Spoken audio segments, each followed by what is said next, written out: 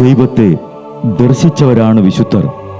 ആ വിശുദ്ധരോടൊപ്പം മാലാഖമാരുമായി സ്വർഗീയ ആനന്ദത്തിൽ ആയിരിക്കുന്ന ഞങ്ങളുടെ വാത്സല്യനിധിയായ അമ്മ ത്രേസ്യാളിൻ്റെയും പ്രിയ സഹോദരങ്ങളായ മണിദാസിൻ്റെയും ബ്രൈറ്റിൻ്റെയും പാവന സ്മരണയ്ക്ക് മുൻപിൽ ബ്രൈറ്റ് ഗ്രൂപ്പ് ഓഫ് അക്കാഡമീസ് പ്രാർത്ഥനാപൂർവം സമർപ്പിക്കുന്നു ഇന്നത്തെ വിശുദ്ധർ.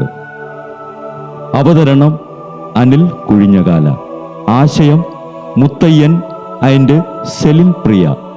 സംവിധാനം സ്റ്റെനി ആൻഡ് സ്റ്റെനിച്ച്. ഇന്നേ ദിവസം തിരുസഭ മാതൃകയായി നൽകിയ വിശുദ്ധരെ അനുകരിച്ച് പ്രാർത്ഥനയോടെ ആ പാത പിന്തുടരുന്ന നിങ്ങൾക്കേവർക്കും കർത്താവിൻ്റെ തിരുമുഖം ദർശിക്കാൻ കഴിയട്ടെ എന്ന പ്രാർത്ഥനയോടെ ഞാൻ നിങ്ങളുടെ സ്വന്തം ജസ്റ്റിൻ. ഇന്ന് ഏപ്രിൽ 4 വിശുദ്ധ ഇസിദോറിൻ്റെ തിരുനാൾ.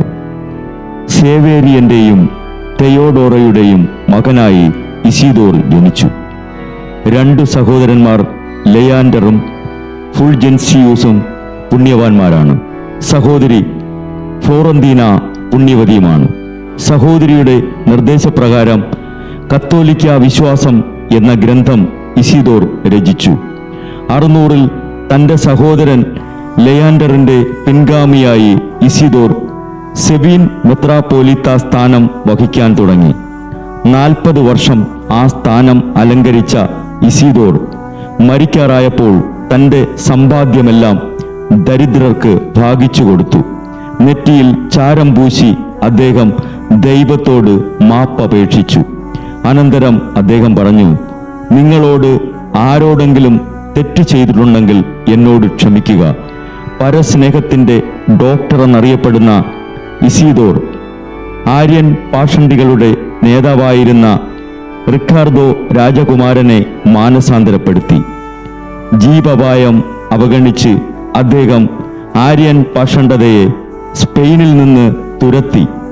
ഒരു അധ്യാപകൻ, ഒരു ഭരണാധികാരി, ഒരു പരിഷ്കർത്താവ് എന്നീ നിലകളിൽ സ്പെയിനിലും അയൽ രാജ്യങ്ങളിലും അധ്വാനിച്ച ഇസിദോർ 636 ഏപ്രിൽ 4 76-ാമത്തെ വയസ്സിൽ മരിച്ചു. 16 കൊല്ലം തികയുന്നതിന് മുൻപ് തന്നെ അദ്ദേഹത്തെ സഭാ വേദപാരംഗതൻ എന്ന് പ്രഖ്യാപിച്ചു. സ്പാനിഷ് സംസ്കാരത്തിൻ്റെ പ്രധാന പ്രതിനിധിയും തികഞ്ഞ ഒരു ചരിത്രകാരനും സമുന്നതനായ ഒരു പണ്ഡിതനും വേദപാരംഗതനുമായ ഇസിദോറെ ഞങ്ങൾക്കും തിരുസഭ മുഴുവനും വേണ്ടി ഇന്നേ ദിവസം പ്രാർത്ഥിക്കണമേ. ബ്രൈറ്റ് കുടുംബത്തിൽ നിന്നും കർത്താവ് തൻ്റെ മുന്തിരിത്തോപ്പിലേക്ക് വിളിച്ച് പൗരോഹിത്യം നൽകി അനുഗ്രഹിച്ച റവറൻ ഫാദർ ബിൽ ബ്രൈറ്റും സന്യാസത്തിലേക്ക് വിളിച്ച് അനുഗ്രഹിച്ച് മണവാട്ടിയാക്കിയ സിസ്റ്റർ മരിയ ജോസും വിശുദ്ധരെ അനുകരിച്ച് ഇവിടെ ഈ ഭൂമിയിൽ ആത്മാക്കളെ നേടാനായി ഇരുൾ വീണ താഴ്വരയിലൂടെ നടക്കുമ്പോഴും പൈശാചിക ശക്തികൾ വിടാതെ പിന്തുടർന്ന് പീഡിപ്പിക്കുമ്പോഴും മരണം നിഴലായി കൂടെ നടക്കുമ്പോഴും ദിവ്യകാരുണ്യം എപ്പോഴും ആത്മാവിന് കരുത്തേകും പോലെ തിരുവചനമെന്നും പാതയിൽ വിളക്കായി ജ്വലിച്ച് ആ ജ്വാലയിൽ അനേകായിരം ആത്മാക്കളെ നേടിയെടുക്കാൻ സകല വിശുദ്ധരെ, മാലാഖമാരെ ഇവർക്കു വേണ്ടി എപ്പോഴും കർത്താവിനോട് മാധ്യസ്ഥം വഹിച്ച് പ്രാർത്ഥിക്കണമേ.